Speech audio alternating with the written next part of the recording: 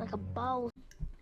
So, unfortunately, whenever you live with somebody or you stay in a relationship with somebody who settled for you, this is what ends up happening. And the reason why that is because when somebody doesn't like you, you sense it. You sense that nothing you do is enough.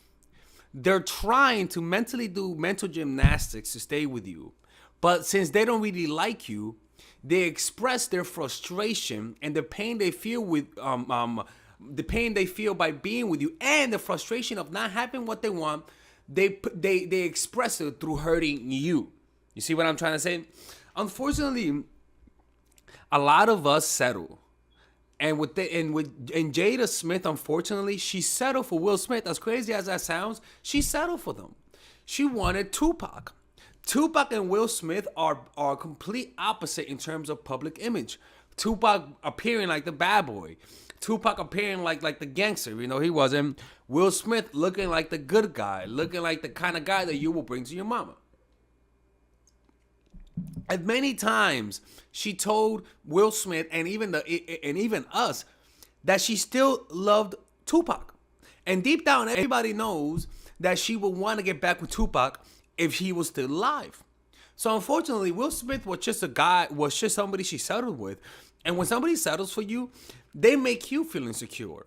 They make you feel the lack of love that they have for you, and you feel it because you feel that insecurity. And Will Smith even said it, man, many times, where nothing he did felt like it was enough for this woman, right? And the reason why she treated him that way is because she just didn't like him. And this is why when somebody's acting inconsistent, when somebody doesn't show you how much they like you, when somebody when somebody doesn't treat you the right way, you don't stay. Because what they're trying to do, they're pushing you away. You do not stay. Because over time, you're going to develop needy habits. Over time, you're going to develop this habit of trying to please him. And most likely, perhaps, I don't know about his family, Will Smith, but maybe that's how his mom was. And that's why he stayed. Maybe Jada reminded him of his mom. I don't know Will Smith's relationship with his mom. Let me Google that, man. Let's find out.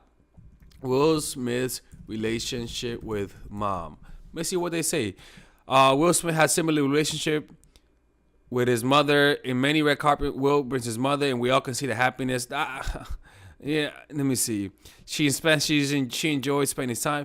Will Smith reveals guilt from not protecting his mom from abuse. Is it? Let me see. Abuse. So his mother was abused, right? Okay, maybe not. I mean, I was seeing maybe he had a shitty relationship with his mom, but the point is that clearly there's something that he likes about being with a woman who doesn't like him that much. The point is that he might be trying to get internal validation by winning over somebody who he feels he hasn't won over. Sometimes that is the case. Sometimes when everybody loves you, you gravitate towards the one that doesn't love you. And that's how people get mind fucked. They get mind fucked by dating people who don't love them. Like they develop those habits, and that's why a lot of the strategies that I teach mimic that. Like, I'm not gonna lie, it's kind of evil. Like it's kind of evil, you know what I'm saying? It is kind of evil. But the reason why I teach is because there's some psychological principles behind it. I hope some of you guys don't use it for evil, which unfortunately that's inevitable. But that's how she did it. But I can promise you, if Jada Smith loved Will Smith, she wouldn't be able to mindfuck him. Well, the way that she's mindfucking him is an unconscious reaction to somebody who we don't like, but we're settling for. Because there's some benefits by being with Will Smith. There's some clout by being with Will Smith. We don't know who this bitch is if it wasn't for Will Smith. That's a fact. We wouldn't know who she is. So most likely she stayed because she kind of liked him as a person, but also because there's some benefits to it. They are myths. And there's some clout that comes from that, you know? Look, notice the people who didn't love you back. You actually worked really hard for the validation. When somebody's half-assed loving you, you naturally tend to feel that insecurity. Especially if they verbally say especially if they verbally express that they like you, and then non-verbally through their behavior show you how they really feel. It mind fucks you.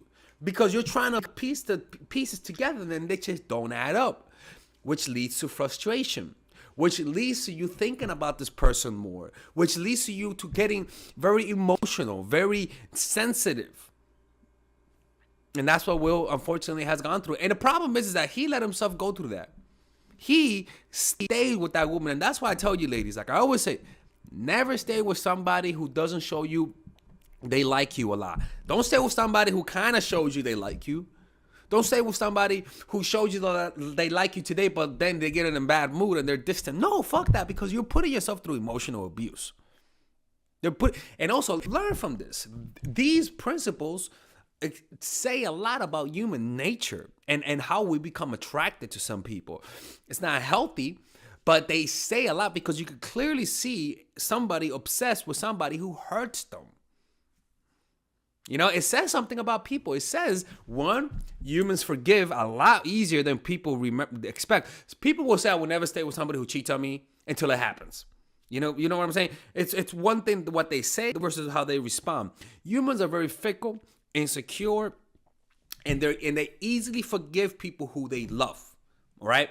So once you understand that principle, you also understand that pain causes people to think of you a lot more. Pain, especially if it's mixed in with pleasure, causes people to think of you way more than somebody who provides pleasure. So when you combine all of these things and also the subtle signs that the person doesn't like you because you express that you don't like the person in subtle ways, that's why when you go on a date with somebody that you don't like, you tend to notice they like you more. But when you go on a date with somebody that you like a lot, you tend to notice that sometimes they don't like you. Why? Because when we like somebody, we unconsciously show signs that we like the person.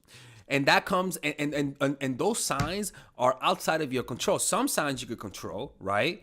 By like you could be going like this and then snap yourself out of it, like, oh shit, oh fuck, you know, right? But there are signs you can't control, like your high pitched voice, right, or your tendency to talk a lot.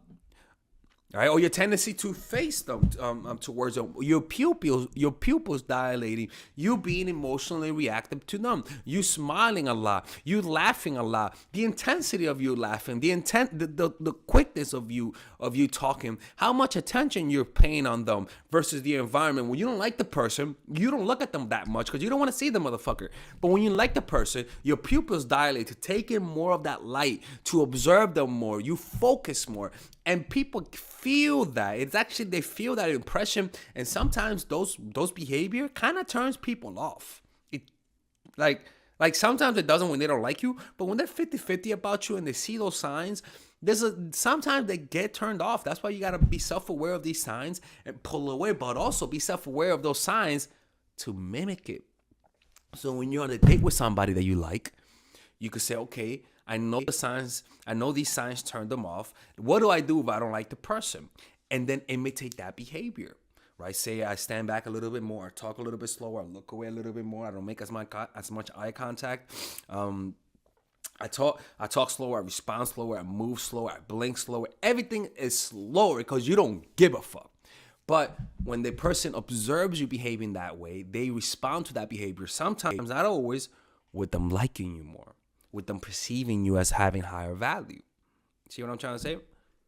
All right, ladies and gentlemen, if you guys ever want to learn how to use your feminine energy to influence people, learn how to use your masculine energy to become more assertive, and also learn how to blend both energies to improve your dating life, your spiritual life, honestly, your relationship life, your family life, your career life, this is the course for you. If I had to make a course for my nieces, I have two nieces. One is 19 and one is 15.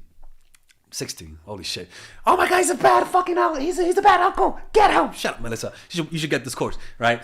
And this is the course that I will make for them. So, for example, watch the curriculum, right? In the first week, we're going to be showing you how to establish a strong masculine foundation without letting it hurt your feminine energy. This masculine foundation is a source of who you are, right? It's your bodyguard. Without this, whatever feminine energy you create will be destroyed by the outside, because your masculine is your shield. So we'll talk about goal setting. We'll talk about how to develop a serious attitude. We're gonna be talking about how to use more logic, how to use more goal-oriented behavior. It's more how to be a man, Now the next one is how to embrace the feminine energy, right? This one would teach you about how to minimize excessive masculine traits, developing self-awareness, healing abundant feminine energy, regulating your emotion, mastering voice qualities and facial expressions, surrendering control, and allowing pain to be felt. This is honestly, this will supercharge, like Kaioken, your masculine energy. After that, we have femininity in the workplace, and how to be feminine in the workplace without letting people take advantage of you, and the nuances of how women on power should behave versus women who are subordinates in the workplace, and even the dress code. This is based on psychology, people. It's kind of insane. I'm actually excited about this one. The next week, we talk about navigating the labyrinth of male and female friendship, and this a lot of women find confusing, so we talk about that. And how to identify envious friends, how to identify the good friends, how to keep male friends, and how to keep female friends. Week 5, we talk about how to release the burden of the past and stop destroy mental projections. This is actually really powerful. And then week 6, we talk about how to increase your observational power so that you could read people better.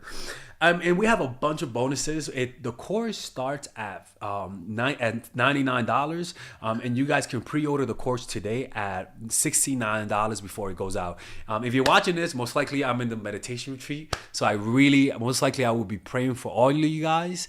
And just click on the description down below of the video. Right there, you'll see it, and you could pre-order that course. It's gonna be out by the end of next month or the beginning of February of March. One of the two, people, because I have a 10-day retreat to do, and I want to finish the course after the retreat, because I think the ideas are gonna be so much better. All right, man. I'll see you guys later. Pre-order, man. I'm closing the channel.